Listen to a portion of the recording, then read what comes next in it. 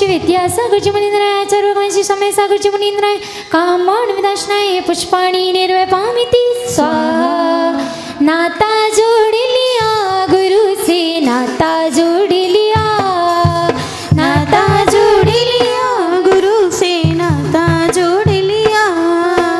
इस जग की माया नगरी से, ओ इस जग की माया नगरी से रिश्ता तोड़ लिया। नाता जोड़ लिया गुरु से, नाता जोड़ लिया, नाता जोड़ लिया गुरु से नाता जोड़ लिया। इन विषय भोग की मदिरा पी में बना सदा से मतवाला। हाँ, इस क्षुधा रोग की व्यथा कथा भव भव में कहता आया हूँ। अति भक्ष्य भक्ष्य बके फिर भी मन तृप्त नहीं कर पाया। नैवेद्य समर्पित करके मैं तृष्णा की भूखे भगाऊंगा। अब और अधिक न भटक सकूं, यह अंतर बोध जगाऊंगा। ओम अश्वत्राचार्य भगवंशी विद्यासागर जी मुनींद्राय आचार्य भगवंशी समय सागर जी मुनींद्राय क्षुधा रोग विनाशाय दिव्य नैवेद्यम निरपामिति स्वाहा। ऐसे हाथ रहा बस पछताना। ये दीप समर्पित है मुनिवर, मेरा तभी दूर भगा देना। तुम्हें ज्ञान दीप की बाती से मम अंतर दीप जला देना। ओम अश्वत्राचार्य भगवंशी विद्यासागर जी मुनींद्राय आचार्य भगवंशी समय सागर जी मुनींद्राय महामोहांधकार विनाशनाय दिव्य दीपम निरपामिति स्वाहा। वसे पाप कर्म तजे पुण्य कर्म को रहा अपना नाथा। शुभ अशुभ कर्म सवेरे पुदल है, मैं इन्हें जलाने आया हूँ। इसीलिए गुरु जी के चरणों में अब धूप चढ़ाने आया हूँ। ओम नीम शतराची टोन को गई देखा नहीं हो, कहीं मेरे भगवान गुरुवर तुम ही तो नहीं हो।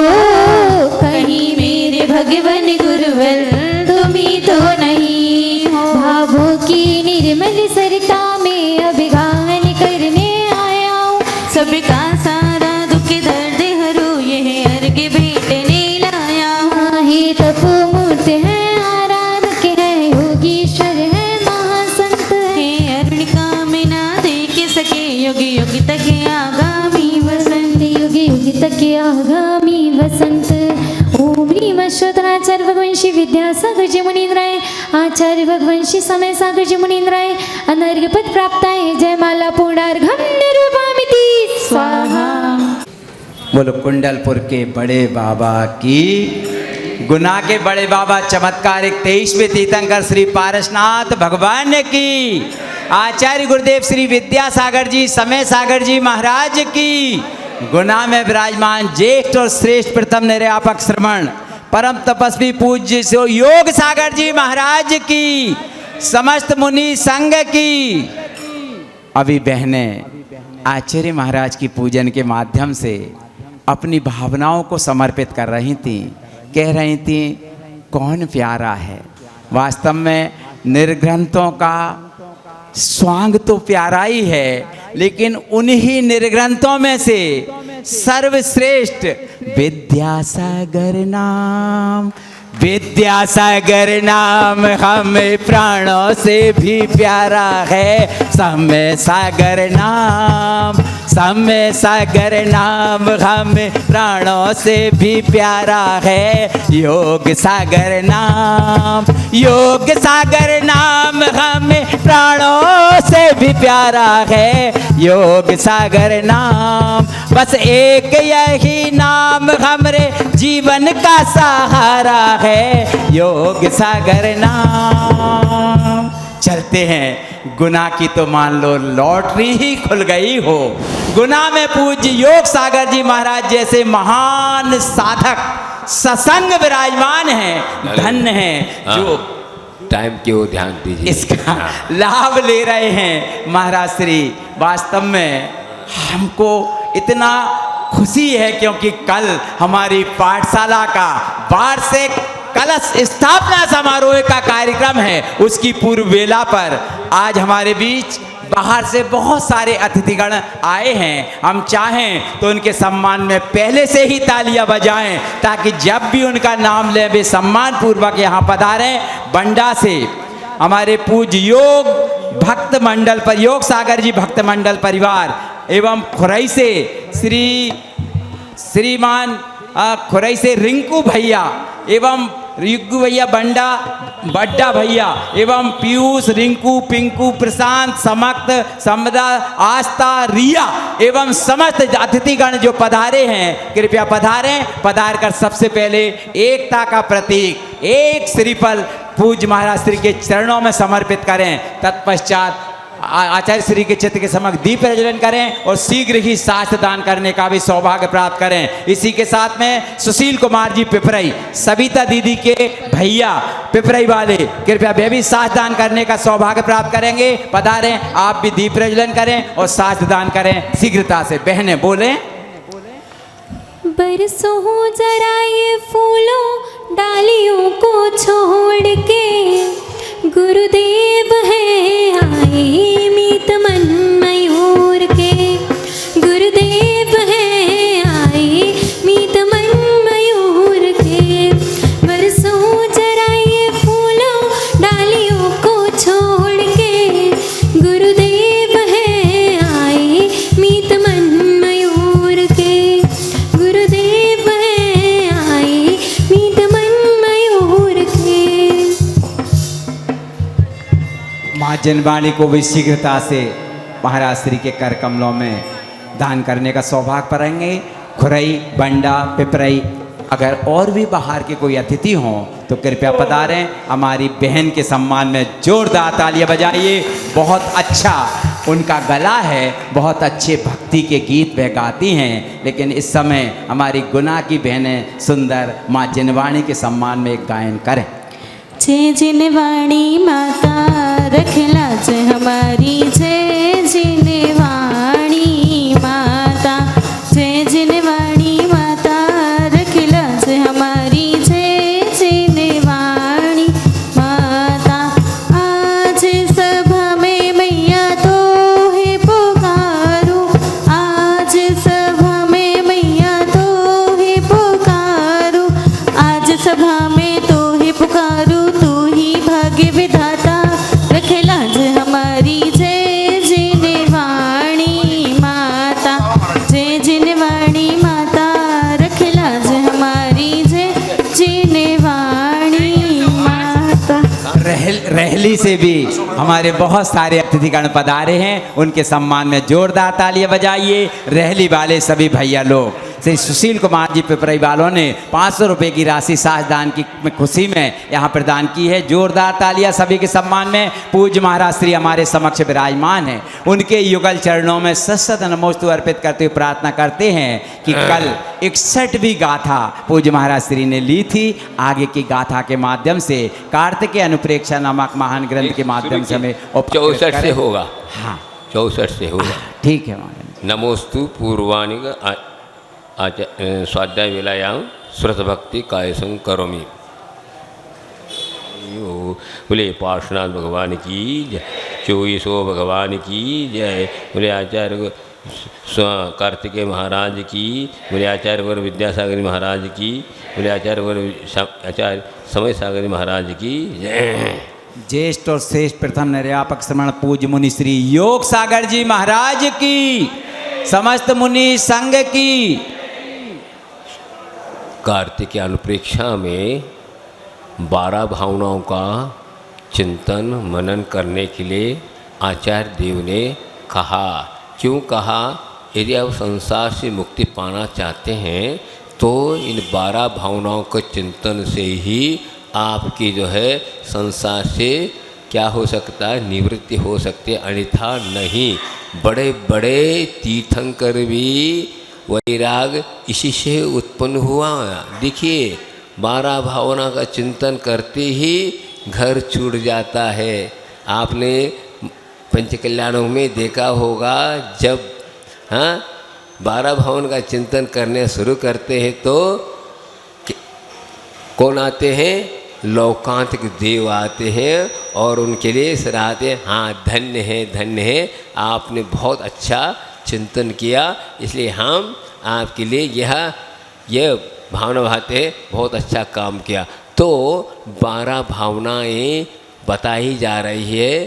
तो जो व्यक्ति अनित्य संसार को नहीं जान रहा है, संसार के जितने पदार्थ अनित्य होते हुए भी हम मोह के अधीन हो करके नित्य मान करके उसको हम क्या मान रहे हैं? अपनाते जा रहे हैं और उनकी शरण ले रहे हैं, जो कि ये सब अशरण रूप है। लेकिन हम शरण मान करके अनित्य को भी नित्य मान करके और उसको हम क्या कर रहे हैं?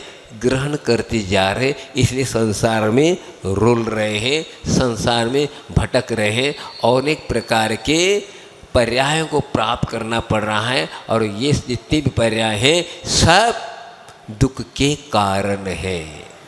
हाँ, तो क्या कहते हैं? 12 भावना आप लोगों कई प्रकार के कई लोगों ने लिखा और चिंतन किया। क्या क्या कहते हैं कि दाम बिना निर्धन दुखी, तृष्णावश धनवान, कहूँ न सुख संसार में सब जगह छान। पूरा छान लिया। 2 व्यक्ति मिलेंगे, तृष्णा वाला भी, हाँ, जो गरीब है दरिद्र है वो भी दुखी है, और महान तो करोड़पति अरबपति वो भी दुखी। क्यों? तृष्णावश धनवान। तृष्णा ऐसी है जिसके कारण यह संसार में कोई पदार्थ आपको, पर पदार्थ कभी भी आपको सुखी बना नहीं सकता। कोई भी हो, कितनी भी हो, सब हो, वह दुख का कारण ही है। ये बहुत ही, हाँ, आप जो जिन चीज़ों को अपना करके आप दिन रात उसके लिए खोज में लगे हैं, वही दुख के कारण, ये समझना बहुत कठिन होता है। और वास्तविक वैरागी वही है। क्या वैराग किसको? सही वैराग वह कहलागा जो सुख से, सांसारिक सुख से जिसको वैराग हुआ, वो वास्तविक वैराग। क्या कहा? संसार के दुख से तो वैराग होता ही है, लेकिन संसार के सुख से जिसको वैराग्य हुआ वो पावरफुल वैराग्य है और छोड़ देता है। इसमें 2 देखिए, तीर्थंकर भी हो, 3 प्रकार के मुमुक्षु हुआ करते हैं। एक स्वयंभू, और एक प्रत्येक बुद्ध, और एक बोधित बुद्ध। क्या हुआ? स्वयंभू वो कहलाते हैं किसी प्रकार का निमित्त नहीं और घर छोड़ के चल दिए, उनको कहते स्वयंभू, कोई बाहरी निमित्त नहीं। इसलिए कह रहा ना, संसार के सुख से इनको वैराग हुआ। अब क्या बताया जाए? अच्छे अच्छे लगते फिर भी छोड़ के चले जाते। ऐसे तीर्थंकर 2 हुए, महावीर भगवान और वासुदेव भगवान, ऐसा सुना जाता है। और प्रत्येक बुद्ध उसको कहते हैं कि जिन्हें बाहरी निमित्त मिलते हैं, जैसे नीलांजना का नृत्य देखते देखते किनको क्या हुआ? वैराग हुआ आदिनाथ भगवान को, तो यही निमित्त मिला। हाँ, नीमनाथ भगवान को जे कि हाँ क्रंदन करते हुए पशु पक्षियों को देख करके हुआ। और भी कई महाराजों को कभी सफ़ेद बाल देख करके, हाँ, और किसी बादल तो कि जो अच्छे दृश्य देख रहा है वो विघटन देखे, ऐसे कई निमित्त मिलते। ये कहलाते बोधित बुद्ध, नहीं प्रत्येक बुद्ध। और बोधित बुद्ध हम आप लोग उपदेश सुन करके, श्रवण करके, वस्तु स्वरूप समझ करके वैराग्य को प्राप्त होता है। तो ये इस प्रकार कब वैराग के लिए, वैराग को उत्पन्न करने के लिए ये बताया जा रहा है। संसार में अनंत काल हुआ, लेकिन हमारा आज तक संसार से निवृत्ति नहीं हो पाई, और ऐसा कर्म हम लोगों ने किया है तो आज तक नहीं हो पाया। तो हम धन दौलत को क्या मान के चल रहे हैं? सुख का साधन, सुख मान के, लेकिन कहीं नहीं। यह जो है 4 संज्ञाओं से यह आत्मा, संसार आत्मा घिरा हुआ है। संज्ञा अर्थात इच्छाएं, आहार की इच्छा, भय की इच्छा, मैथुन की इच्छा और परिग्रह की इच्छा, ये 4 संज्ञाएं लगी हुई हैं। चारों गतियों में सभी एकंद्र से लेकर के संगी पंचेंद्र सभी 84 लाख योनियों में जितनी आत्माएं सब घिरी हुई है। उसमें हम देख सकते हैं प्रमुख रूप से क्या, नारकियों में भय संज्ञा चली रहती 24 घंटा, और देखते हैं आप त्रिंचों में आहार संज्ञा कितनी लगी रहती है, 24 घंटा वे खाते रहते हैं और वह आहार संज्ञा को कब खत्म नहीं कर पाते। और देवों में मैथुन संज्ञा लगी हुई है, और तुम लोगों के लिए मनुष्य में परिग्रह संज्ञा लगी है। सुबह उठते ही दुकान में जा करके बैठना है, लगा है कि नहीं लगा, प्रमुख है। बाकी तो चारों संज्ञा लगी हैं, लेकिन उसमें मुख्यता देखने में आ जाता है। यह है, ये क्यों हो रहा है, संज्ञाएं क्यों हो रही, कषाय हैं। इन कषायों के कारण इस प्रकार की इच्छाएं हो रही हैं। तो संसार में क्या क्या नहीं हो रहा है, इसी के निमित्त से अनेक योनियों में जन्म मरण को प्राप्त हो रहा है। क्या, इन्हीं संज्ञाओं के निमित्त से क्या हो रहा, आत्माएं जन्म मरण को प्राप्त हो। इसको कहते, जहाँ पर जन्म मरण होता रहता है उसको कहते संसार। तो हमने संसार को निर्माण किया है, इसलिए संसार का निर्माण हम इसको समाप्त करना चाहेंगे। आप ही कर सकते, दूसरा नहीं कर सकता, भगवान भी नहीं कर सकते, खुद ही करना पड़ेगा। आपने ही किया है तो आपको ही भोगना पड़ेगा, आपको ही समझना पड़ा। केवल उपदेश है, ये उपदेश के द्वारा हो, ये नियम नहीं। ग्रंथों में लिखा, भगवान की वाणी के द्वारा तुम्हारी अज्ञानता मिटे, ये नियम नहीं।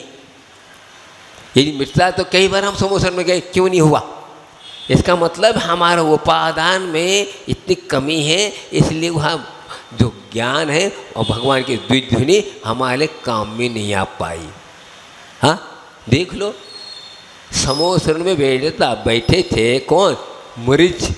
आदिनाथ भगवान के दरबार में तो वो मुनि बना था, ऐसा नहीं मुनि नहीं बना था, मुनि बन के बैठा था, लेकिन ऐसा उपदेश सुना तो बाहर आ गया।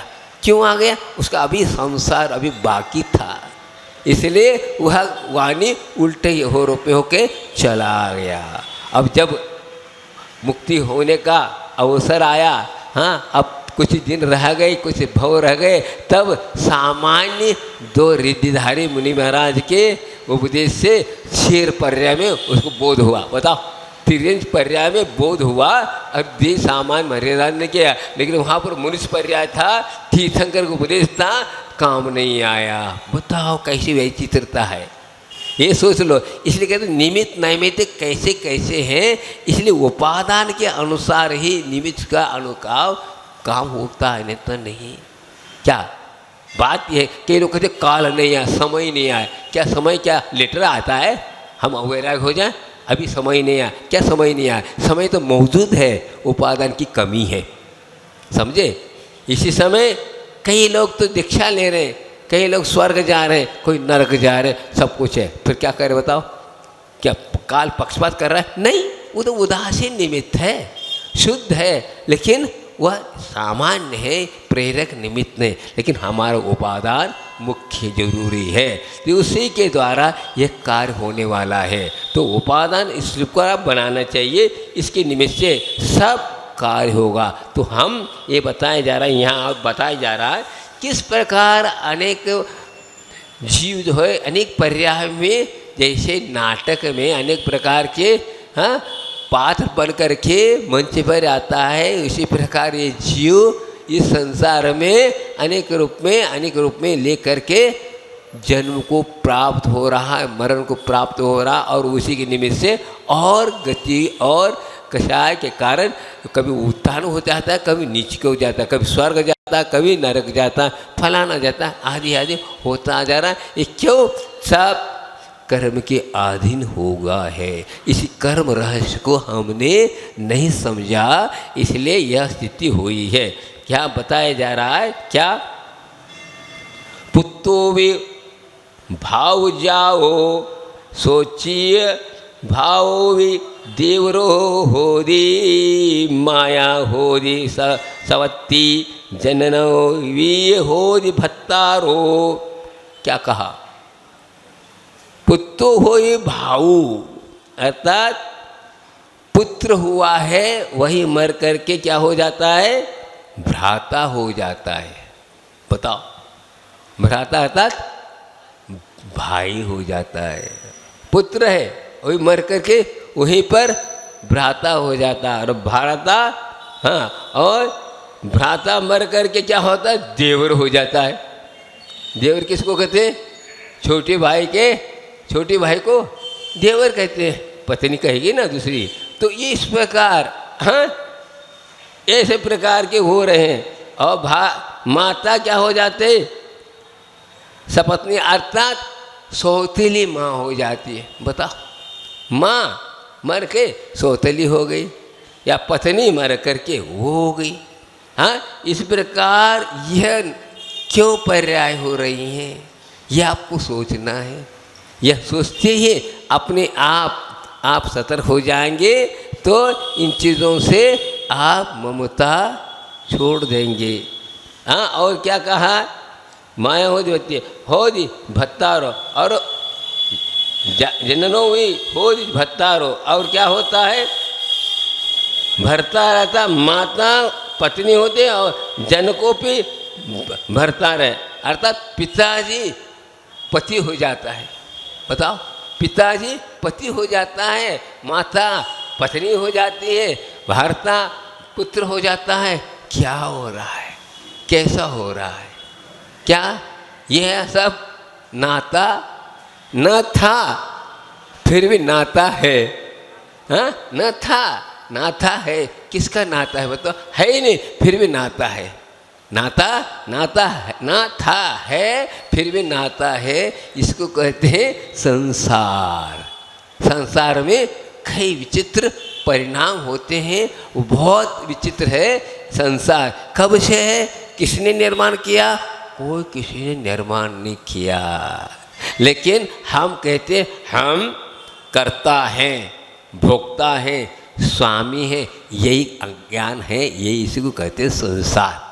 मैंने किया, क्या किया बताओ? मैं इसका कर्ता। मैं आपसे पूछता हूँ, एक कप चाय बनाया आपने, क्या आपने बनाया? फिर कहते क्यों? हाँ, कैसा लग रहा है?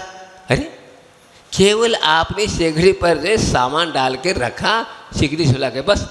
जो प्रक्रिया जो हुई, रसायन प्रक्रिया जो हुई, वो किसके द्वारा हुई? अग्नि के द्वारा हुए। लेकिन कहता है मैंने बनाया। कितना स्वादिष्ट बना, बताओ। हाँ, ये इस प्रकार हर चीज़ में आप इतने बड़े बड़े नित्य ये आविष्कार हो रहे हैं, इसमें कौन कर रहा है? कुछ नहीं। पुद्गल को जोड़ने से ये सब कार्य हो रहे हैं, संयोजन कर रहे, बस इतना। बाकी आपने कोई नई चीज़ उत्पन्न नहीं किया। हाँ, लोहा है, आग लकड़ी है, अरे इसको पूरे संयोजना किया। लकड़ी को किसने निर्माण किया? लोहा का किसने निर्माण किया? सोना किसी को निर्माण किया? कुछ नहीं, वो अनादि है। हाँ, लेकिन हमने इसको संयोजना बनाई, तब मैं कहता कि मैंने बनाया। इस निमित्त से अहंकार हुआ तो संसार में लुढ़ रहा है, इसी कारण हो रहा, और कुछ नहीं। वस्तु स्वरूप समझता है, कुछ नहीं। हाँ, यही बात यहाँ पर भी है। मुनि महाराज, आचार्य महाराज कहते हैं, आचार्य महाराज ने कितना काम किया? कम से कम 55 साल तक, नहीं 55-56 साल तक यह संयम के साथ, इन्हें संयम के करते करते अनेकों जीवों का कल्याण किया। लेकिन क्या कहा? मैं तो केवल निमित्त हूँ, उनका उपादान है। मैंने दीक्षा नहीं दी, वो दीक्षा उन्होंने ली है। बताओ कितनी बात कही। हाँ, मैं करना, यही इस प्रकार करोगे तो पिट जाएंगे। मैंने किया, मैंने संचालन किया, गलत हुआ, ये गलत हुआ। यही वस्तु स्वरूप समझना है। कोई कुछ नहीं, सब अपने अपने परिणामन कर रहे हैं, हम देख रहे हैं, लेकिन संयोग, लेकिन हम देखते हुए क्या कर रहे हैं? कर्तृत्व बुद्धि भोक्तृ बुद्धि स्वामी बन बैठे हैं। क्या करें? एक शेठ जी थे, बहुत बड़ा परिवार था, और उन्हें अपने जीवन में कोई दान धर्म नहीं किया, कुछ नहीं किया। हुआ क्या, अब यहाँ पर कोई अमर बन के तो रहता तो है ही नहीं। अब 90 साल के हो ही थे वे शेठ साहब, अब अंतिम दम चल रहे थे, श्वास चल रहा था। तो उनको क्या किया, थोड़ा सा हवा लग जाए इसलिए आंगन में लाकर उनको लेटा दिया। उनकी दृष्टि कहाँ गई, सामने एक छोटा सा बच्चा गाय का वो खेल रहा था घास के बीच में। दृष्टि चली गई शेठ जी साहब की, यूं यूं कर दी उन्हें। उनका सोच था मेरे रहते इतना नुकसान हो रहा है, मैं चला जाऊंगा तो क्या होगा, ये सोच रहा है। बोलने की हिम्मत नहीं, यूं किया। बड़ा लड़का खड़ा था, हाँ सोचता है। अब पिताजी के भाव बदल गए, कुछ दान देना चाहते हैं सोचा उन्हें। हाँ, बेटे ने सोचा हाँ इसको दे दूंगा, और किसको क्या दूंगा बताओ पिताजी। अरे अरे करके प्राण निकल गए। बताओ उनने क्या सोचा और इनने क्या सोचा, परिणाम हो रहा है।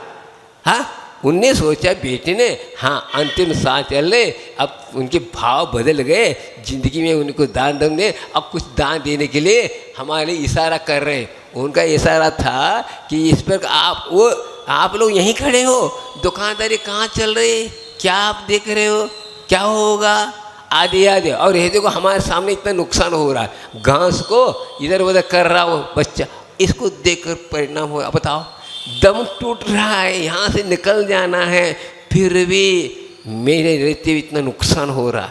अब बेटे ने क्या सोचा, अलग सोचा। अब देखो इसके द्वारा कौन क्या कौन सा कर्म के बंद किया, इनने गड़बड़ करे, वही दृश्य को देखकर दोनों ने अलग अलग विचार किया। क्या, एक ने तो अच्छा काम सोचा, एक ने तो गलत सोचा।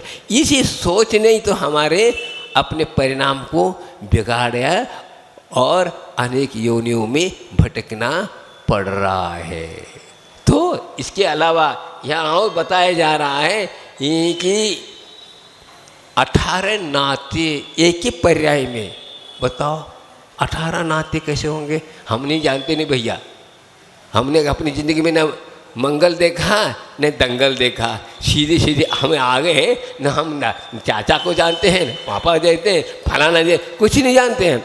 लेकिन यहाँ पर 18 नाते जोड़े गए, आप लोग लगा लो, समझ लो। चाहो तो मैं उसको पढ़ लेता हूँ हिंदी में, बहुत अच्छा लिखा है। कैसा कैसा संसार में, और लास्ट को इन लोगों को वैराग हो जाता है और दीक्षा लेके स्वर्ग जाते हैं, ये भी बताया।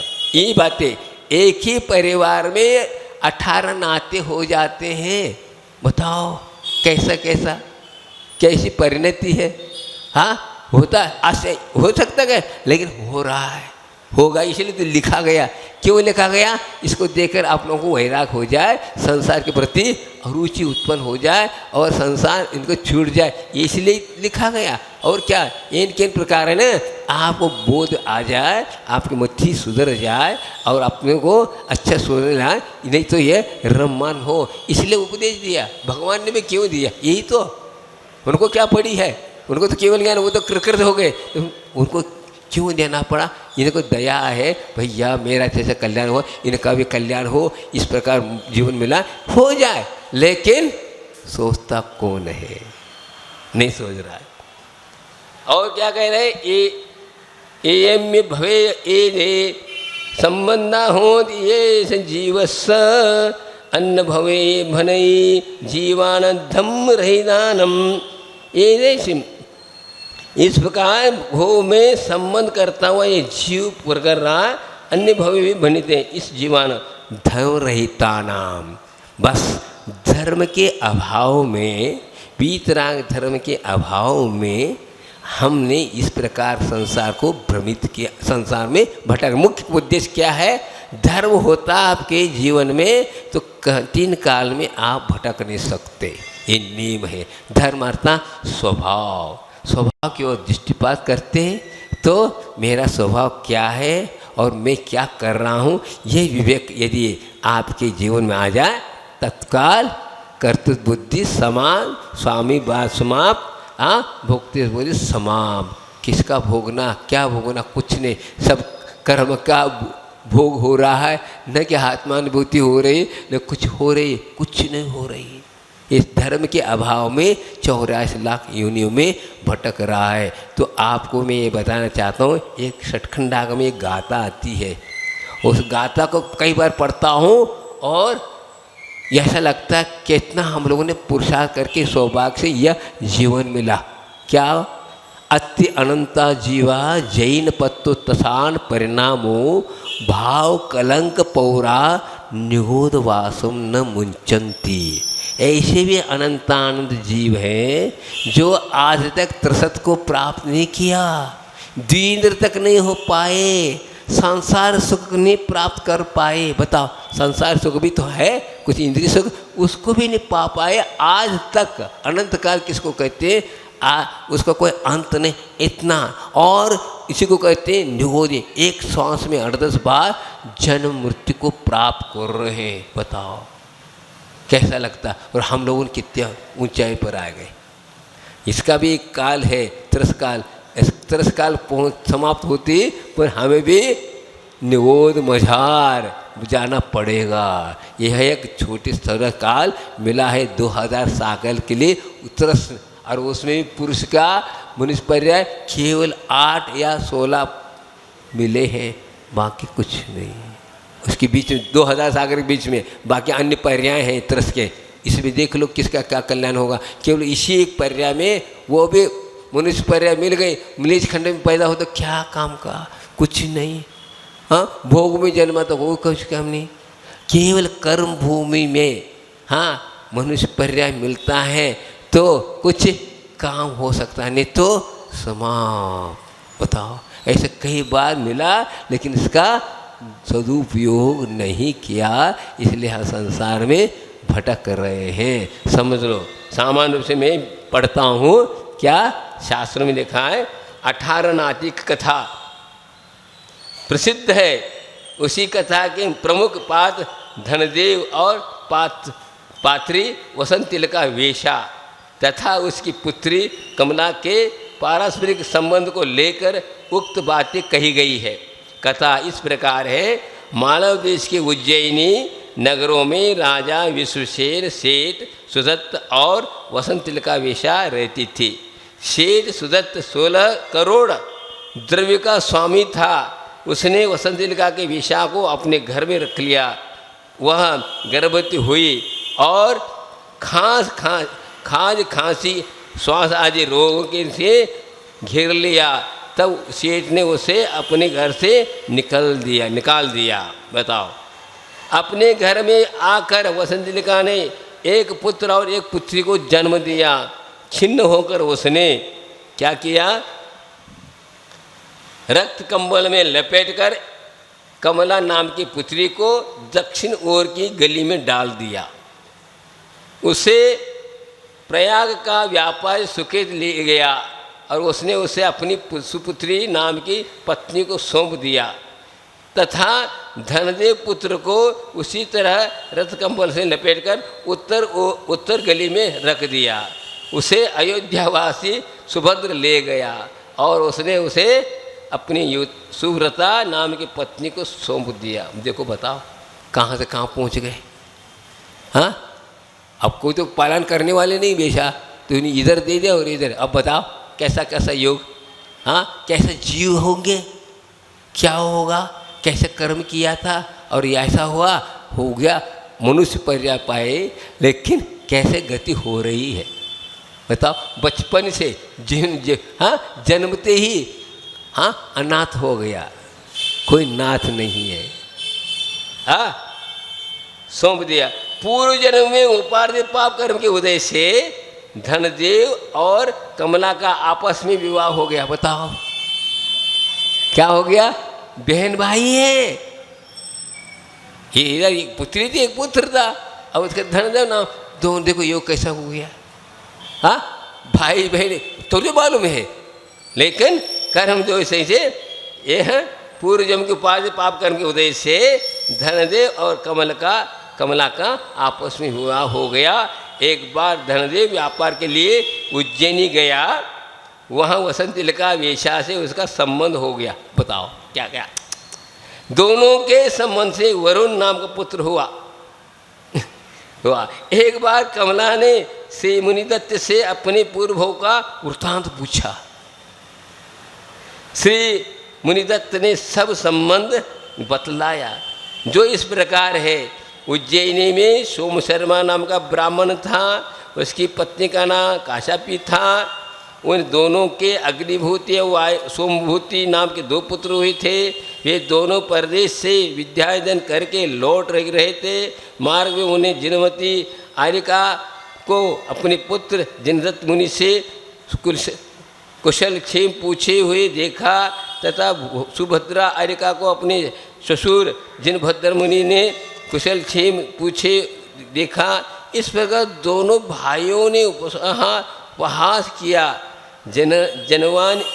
जवान की स्त्री बूढ़ी और बूढ़ी की स्त्री जवान, विधाता ने अच्छा उलटफेर किया है।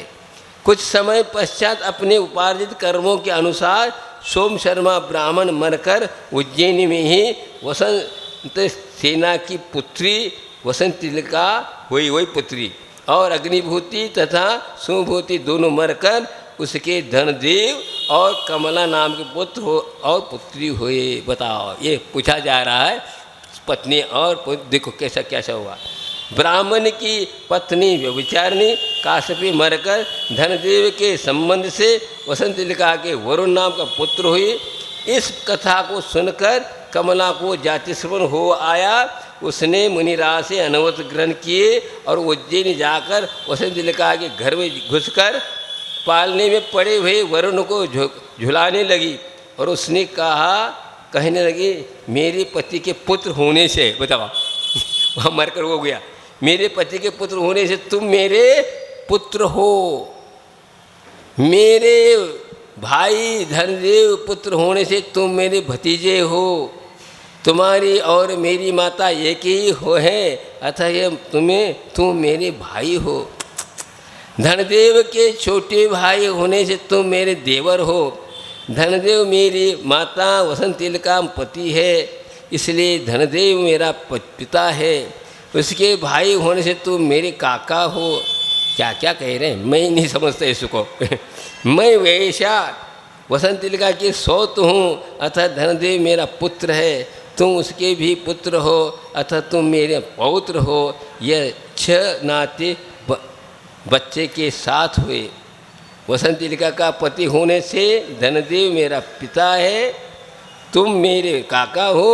धनदेव तुम्हारे भी पिता है, अतः यह मेरा दादा है, तथा वह मेरे पति भी है, उसकी और मेरी माता का एक ही है, अतः धनदेव मेरा भाई है। मैं वेश्या वसंत तिलका की सौत हूँ और उस वेश्या का वह पुत्र है, अतः मेरा भी पुत्र है। वेश्या की मेरी सास है, मैं उसकी पुत्रवधू हूँ और धनदेव वेश्या का पति है, अतः यह मेरा ससुर है। ये 6 नाते धनदेव के साथ हुए। आगे मेरे भाई धनदेव के पत्नी होने से वेश्या मेरे भावज है। तेरे मेरे दोनों के धनदेव पिता है, वेश्या उनकी माता है, अतः वह मेरी दादी है।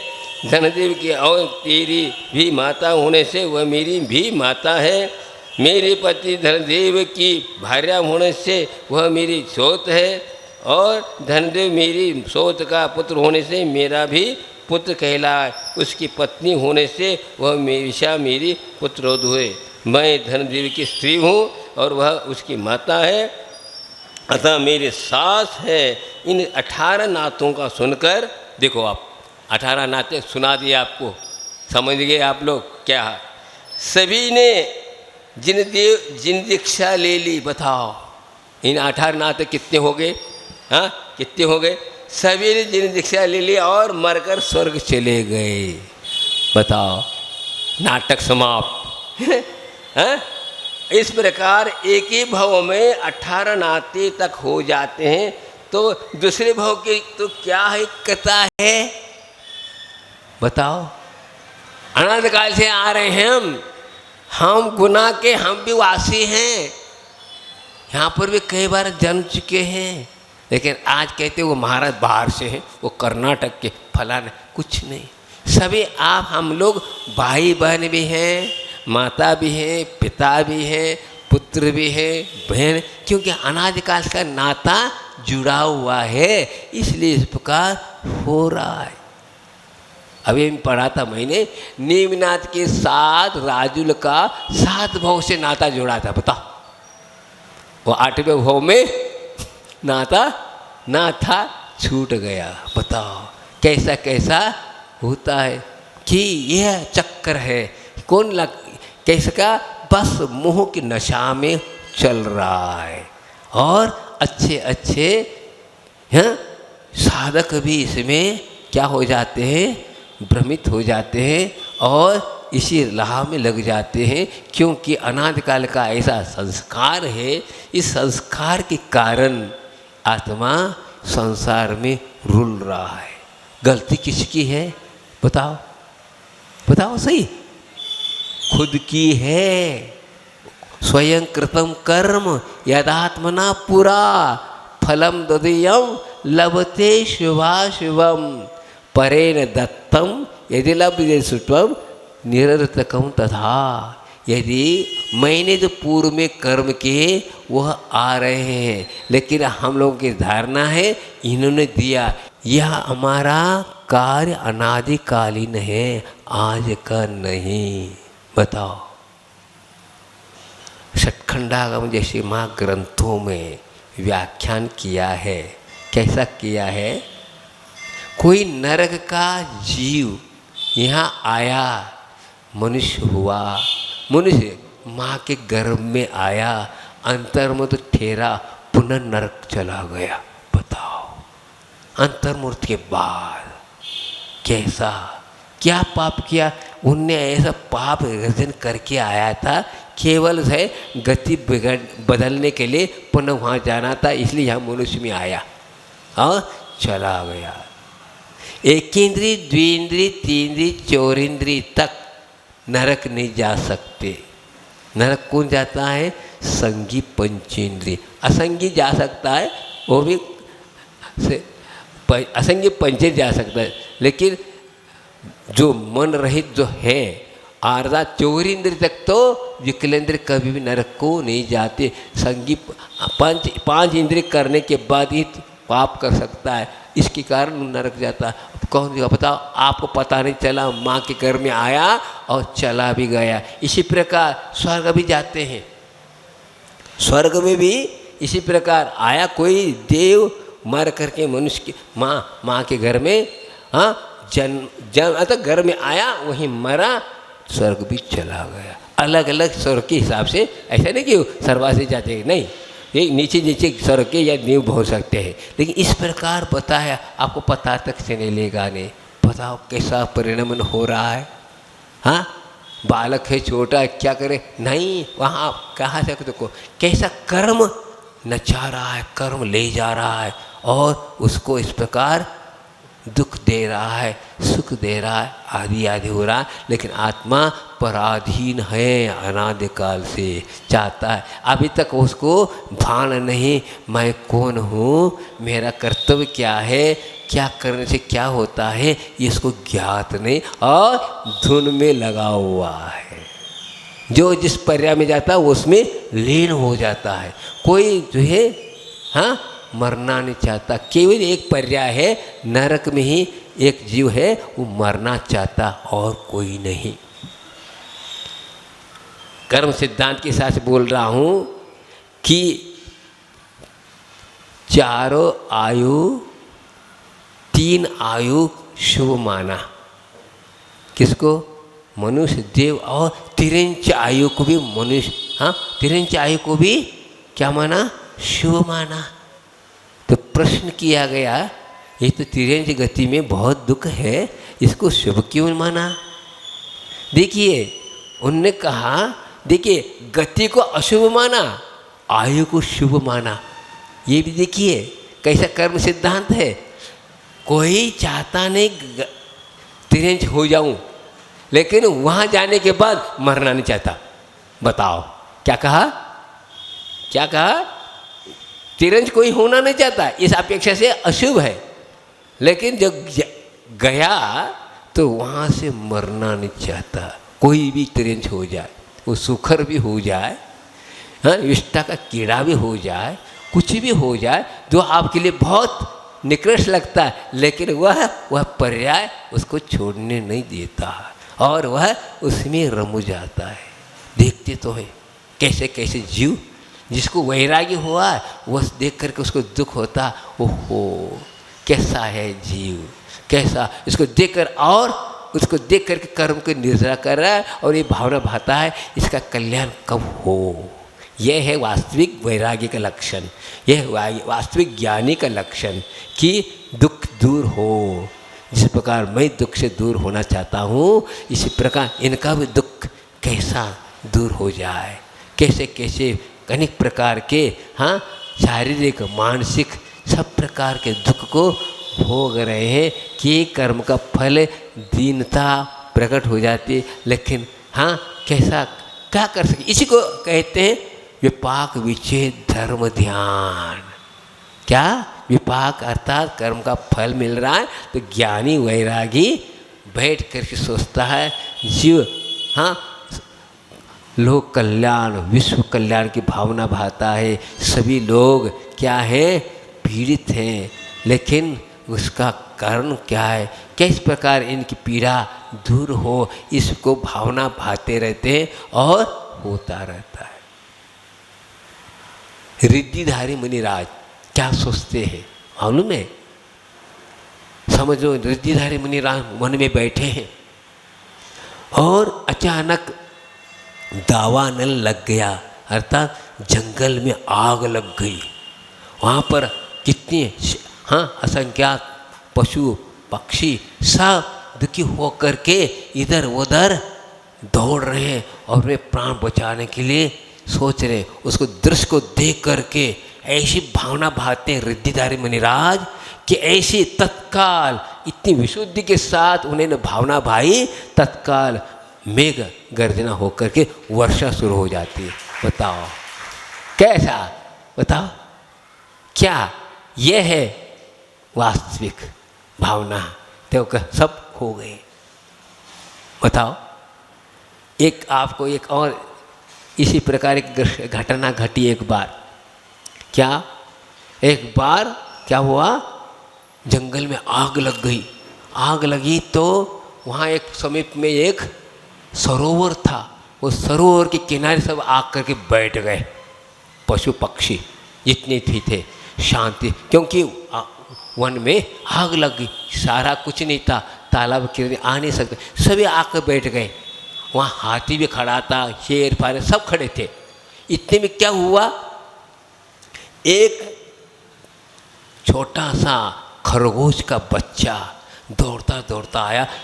बैठने के लिए जगह नहीं थी, क्या किया जाए। इतने में क्या हुआ, हाथी ने खुजाने के वास्ते पैर उठाया, उसको जगह दिखाई, तत्काल वहाँ ने जाकर बैठ गया। कोई खरगोश का बच्चे देख लिया, किसने, हाथी। अरे अब पैर कैसे रखूं, मर जाएगा। वही खड़ा रहा। बताओ, उसको दया से बचाया।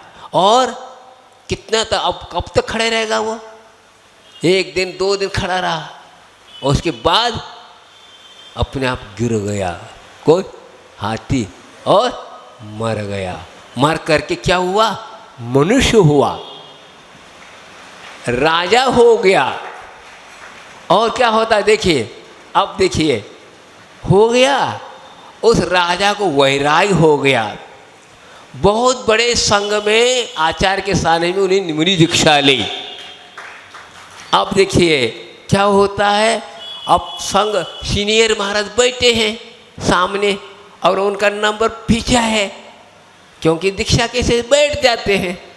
तो हुआ क्या, वहाँ उनका नंबर आया दरवाजे के पास, और आने जाने वाले का फेर लगने लगा, गुस्सा होने लगे। महाराज मेरे कोई देखते नहीं, फलाना फलाना ऐसा ओके, गुस्सा होने। आचार्य महाराज ने कहा अरे भाई क्यों इतना रोष हो रहे हो, आप अपने पूर्व पर्याय को ख्याल रखो। आचार्य महाराज को अवधि ज्ञानी थे, पूर्व पर्याय की ख्याल रखो। आप कौन थे? हाथी थे, और तुमने पैर उठाया था और उसने उसमें आकर लगा इसका, और वो उस वक्त का दर्द, उस वक्त के दुख ख्याल नहीं आ रहा है, और थोड़ा सा क्यों हो रहे, चुप हो गए।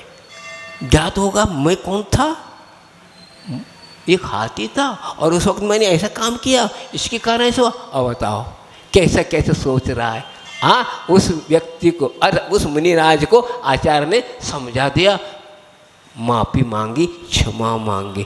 कैसे कैसे पर्याय होते हैं ये देख लो, कैसे कैसे आप देख लो हमने कौन सा पुण्य किया होगा जिसके कारण कौन सी पर्याय थी क्या पता। लेकिन आज तो इतना उच्च कुल में पैदा हुआ, ख्याल तो रखो।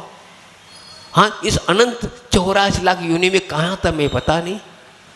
हो सकता है नरक से भी आए होंगे, एक इंद्र से द्विंद्र से आए होंगे, तिरंज से भी आए होंगे, देव से भी आए होंगे, मनुष्य भी हुए होंगे। कुछ भी आप लगा सकते हो, उसमें फिट हो जाएगा। लेकिन आज आपका पर्याय कैसी है ये देख लो। संसार में आए हैं और कहाँ जाना पता नहीं।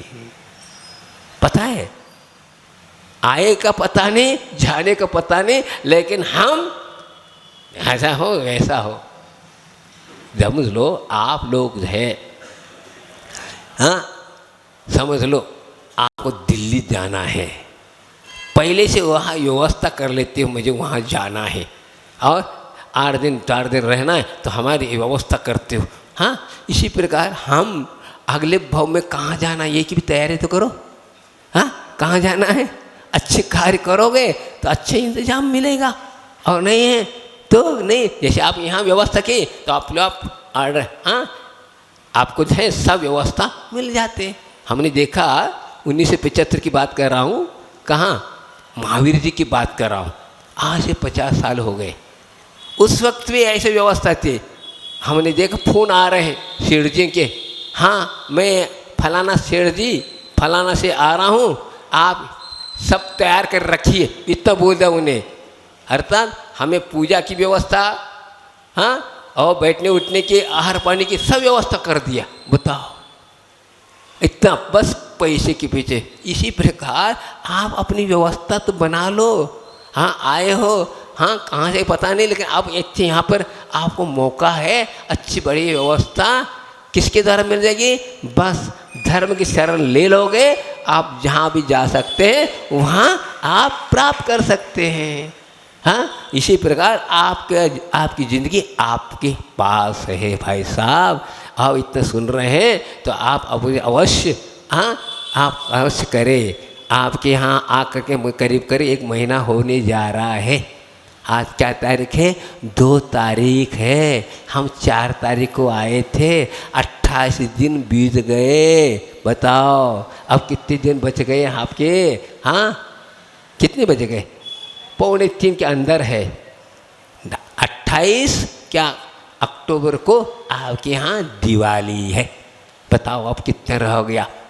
तो इसी प्रकार बड़े बड़े सागरों वर्ष हमने बिता दे, ऐसे दुख में भी बिताए और सुख, अर्थात संसार सुख में भी बिताए। लेकिन हम इस सुख में ऐसे गाफिल हुए, इस प्रकार दुख से ऐसे क्रंद हुए, हम नहीं समझ पाए हम इस प्रकार मुझे क्यों हो रहा है, किसी ने कौन कर रहा है, ये हम नहीं देख पाए। इसलिए हम पुनः संसार में क्या हो रहा है, रुलना पड़ रहा है और समझना पड़ रहा है। तो आपको यह जिंदगी बहुत अल्प है। हाँ अल्प होता है। हाँ कितनी ज़्यादा 80 वर्ष के अंदर सब लोग रिटायर हो रहे हैं, 40 के में हो रहे हैं, भला में हो रहे हैं, सब कुछ हो रहा है। आप देख लो कभी भी हमारी गाड़ी हाँ छूट सकती है। हाँ ये किराए घर में रह रहे हैं, मालिक कभी भी हमें घर को खाली कर सकता ना, नहीं कर सकता। पता कर सकता है। आपका तो ये घर है ही नहीं, अवश्य खाली करना पड़ेगा। इससे पहले से हम तैयार करें अगला किराए के नहीं, अब ऐसे मकान को प्राप्त करें, को हमारे लिए खाली नहीं करने सकेगा। और सबका जिसने भी अपने मकान बनाया, कहाँ बनाया बताओ, कौन ने बनाया? 3 लोग के शिखर पर आपका महल मिलेगा और अनंत काल के लिए मिलेगा। कोई तुम्हें हटाने वाला नहीं, कोई किराया नहीं लगेगा, कुछ नहीं करेगा। लेकिन वह उसी को वहाँ अलॉट मिलता है, यहाँ जो पुरुषार्थ करता है, यहीं से होता है सब कुछ। यह मध्य लोक से ही मोक्ष जाना है तो भी सर्वार सिद्धि से सिद्धिशिला बहुत पास है, फिर भी यहीं आना पड़ता है। बताओ, सर्वार सिद्धि से सिद्धिशिला ज़्यादा 20-22 योजन वाला है, इसके बाद पास वहीं जा सकते नहीं, आपको यहीं आना पड़ेगा। स्वर्ग से मोक्ष वाया मध्यलोक। क्या कहा, समझ में आए? स्वर्ग से मोक्ष वाया मध्यलोक। तो मध्यलोक में आया हो, अब यहाँ से टिकट मिलेगी, कहाँ के लिए? आप बोले तो यहाँ आना जरूरी है। यह बहुत बड़ा पावन पवित्र क्षेत्र है। यहाँ का क्षेत्र, इसी से सबको कल्याण होने वाला है। इसलिए यह आप लोगों को, यह क्या है, 2.5 दीप क्या है, पूरा का पूरा सिद्ध क्षेत्र है। अनंत काल से यह गुना भी सिद्ध क्षेत्र है। हाँ, अनादकालीन है, आज का नहीं। आज इस भाव में नहीं हो, लेकिन पहले भी अनंत, एक प्रदेश पावन पवित्र है। कर्म सिद्धांत तो पढ़ो, 3 लोग के विषयों को पढ़ो, तिलोई पन्नति पढ़ो, सर्वार सिद्धि तत्वास पढ़ो, सब पता चलेगा क्या क्या है। लेकिन हम केवल दुकान में लगे हैं, अपने जमा खर्च देख रहे हैं, इसी में हमारी ज़िंदगी चली गई। इसलिए हम आगे के रवाना होने का काल आ चुका, तो भी हम कहते, कई लोग कहते मरने को फुर्सत नहीं है, इतना काम है यहाँ पर है। बताओ क्या कहा, मरने को फुर्सत नहीं, इतना हमारा काम लगा हुआ है। हो सकता है यहीं से रजिस्टर लेकर वहाँ जाओ और पूर्ति करो, होगा है। इसी को कहते हैं मोह। और जिसको ज्ञान हुआ छोड़ देता है और क्या करता है, बाई टाटा करता है। एक बार की बात है, क्या हुआ, एक संत जी विहार करते हुए आ रहे थे। कहाँ से गुजरे हुए, रेलवे स्टेशन के पास से निकले और हाँ स्टेशन पर गाड़ियाँ खड़ी थी, रेल खड़ी यहाँ थी, कई लोग आ रहे जा रहे। एक परिवार भी आया था, लड़की को भेजने के लिए, ससुराल भेजने के लिए आए हुए थे। और देखा और गाड़ी चालू हो गई। तो आजकल क्या करते हैं, खिड़की में से कर रहे हैं, इधर कर रहे हैं और इधर कर रहे हैं, दोनों करे, ट्रेन चली गई। फिर संत जी भी देखते हुए टेंशन से पार हो गए हुए भी। फिर भक्तजनों ने देखा, बोला, संत जी आपने इस दृश्य देख कर के क्या सोचा आपने? हाँ, हम लोग तो सोचते हैं मोह के साथ, आप निर्मोही हो, आपने क्या सोचा? तो उन्होंने कहा, वो लड़की कह रही थी मैं कभी नहीं आऊँगी, आप लोगों ने मुझे कुछ भी नहीं दिया। बताओ, और ये लोग कह रहे थे मत आना, तुम्हारा आने से हमें क्या सुख मिलता है?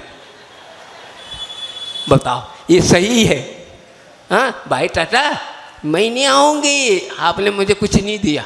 बताओ, और ये कह रहे हैं मत आओ, हमारे आने से तुम्हें हमें क्या सुख मिलता है आज तो यही है। लेकिन आपको क्या होना, मनोरंजन लग रहा है? नहीं, इसको देख करके आप लोगों को समझना सही यही है। कब तक है शादी? जब तक आपके पास अर्थ है, धन दौलत है, तब तक मेरा तेरा काका मापा सब चलता है। आपके पास खत्म, बाय, कुछ नहीं, आपका बेटा आपके साथ नहीं है, कुछ नहीं। तो इसलिए आपका समय हो गया। तो कहने का तात्पर्य ये है कि संसार में हम लोग नाते लगे हुए हैं, इन नातों को तोड़ो, आत्मा से नाता जोड़ो। कह रहे थे ना वे, नाता जोड़ लिया, कहाँ जोड़ लिया? अभी तो पैसे जोड़ लिया है, हाँ, धन दौलत जोड़ दिया, उसी में हम नाता है। किसका नाता है? ये धन दौलत का नाता है, न कि हम आत्मा, अपने आत्मा से नाता है, कोई नाता नहीं। सब ऐसे ही है, सब नात तब बनेगा, सब स्वामी बनना चाहता, परंतु खुद का स्वामी बनो तो वास्तविक है। बाकी पर का नाती बनता है, स्वामी बनता, वही अनाथ होता है। अनाथ कौन हो रहा है? पर के साथ रहने वाला ही अनाथ होता है, और सो के साथ रहता है वो अनाथ नहीं, वास्तविक नाथ, तीन लोग के नाथ बनता है। तो हमें जो है इस ग्रंथ में कितना रोचक बातें की जा रही हैं, लेकिन उसी को आनंद आता है जिसको पास वैराग है, और जिसके पास वैराग नहीं, ये तो हाँ बैठो, चलो कोई बात नहीं, महाराज आए हैं, हम लोगों ने निमंत्रण देने गए थे, इसलिए आ गए हैं, नहीं जाएंगे तो महाराज क्या कहेंगे, इसलिए हमें प्रवचन की सुनो भाई। ऐसा ही सोचते हो तो कर्म बंद नहीं होगा, निर्जरा नहीं होगी। समझ में आई? इसी प्रकार आपका समय हो गया पूरा। क्या बज गए? कितने बज गए? 10 बज गए। तो यही कहना है, संसार से हमें मुक्त होना है। 64-65 गाथा हो गई। अब जाओ, इतनी बढ़िया, हाँ, कितने 1 महीने तक से चल रहा है, कितने सुंदर गा है, और भी आगे पढ़े। सब महाराजों से अलग अलग सुन रहे हैं, अलग अलग आनंद आ रहा है। हाँ, फिर ये सोचो नहीं वो कौन सा क्या बोला। आजकल क्या करते श्रोता लोग, सुनते नहीं, क्या सुनते हैं, क्या देखते हैं कि शैली किस शैली से बोल रहे हैं, कैसा क्या है। यदि इस प्रकार रखोगे तो कर्म का बंद होगा। हाँ, शैली को देखोगे तो आत्मा मैली होगी। समझ में? इसलिए हमें जिनवाने को सुनना है, और सुन करके अपने आत्मा को पवित्र बनना। यही इस ग्रंथ को सुनने का, पढ़ने का आदि। केवल आपको नहीं बोलूँ, मैं अपने को भी संबोध रहा हूँ। ऐसा नहीं कि मैं अपने को नहीं। बोला जाता है दक्षिण में क्या बोलते हैं? वक्तारस श्रोतारस सावधान श्रवंतो। वक्ता भी सावधान होकर बोले, और श्रोता भी सावधान होकर सुनेंगे, तब यह ग्रंथ आपको लाभदायी है। नहीं तो ऐसा ही अखबार पढ़ा जैसा हो जाएगा। इसलिए हम जो महान ग्रंथ वीतरागिनी वाणी को हम पढ़ने का सौभाग्य मिल रहा है। ऐसे पढ़ते पढ़ते एक दिन हम अपने जीवन में वीतरकता आई, इन्हीं भावना के साथ। बोले आचार्य विद्यासागर जी महाराज की बोधि समाधि परिणाम शुद्धि स्वात्मोपलब्धि शिव सौख सिद्धि चिंतामणि चिंतित वसुद्वारे त्वावंद मानस भमासुजी का बहुत रोचक कार्यक्रम 7:30 बजे से इसी महावीर भवन में पूज्य महाराज श्री के परम सानिध्य में, पूरे संघ के सानिध्य में बहुत अच्छी प्रस्तुति के साथ आयोजित होगा। पूज्य महाराज श्री के सानिध्य में 3:30 बजे से 4:30 बजे तक संघ का समाधान यानी जिज्ञासा समाधान का बहुत रोचक कक्षा संतशाला में लगती है। कृपया वहाँ पधार कर पुण्य लाभ अर्जित करें, एवं साथ में आप तत्व चर्चा भी कर सकते हैं। इस प्रकार पूरे दिन महाराज श्री का सानिध्य प्राप्त करें, आप सभी से अनुरोध है। एवं 7, 8 और 9 तारीख को रक्षाबंधन विधान यहाँ पर इसी महावीर भवन में पूज्य महाराज श्री के सानिध्य में करने का सौभाग्य हमें प्राप्त होगा। आप सब सभी कार्यक्रमों में पधार कर पुण्य लाभ अर्जित करें। बहुत बहुत धन्यवाद।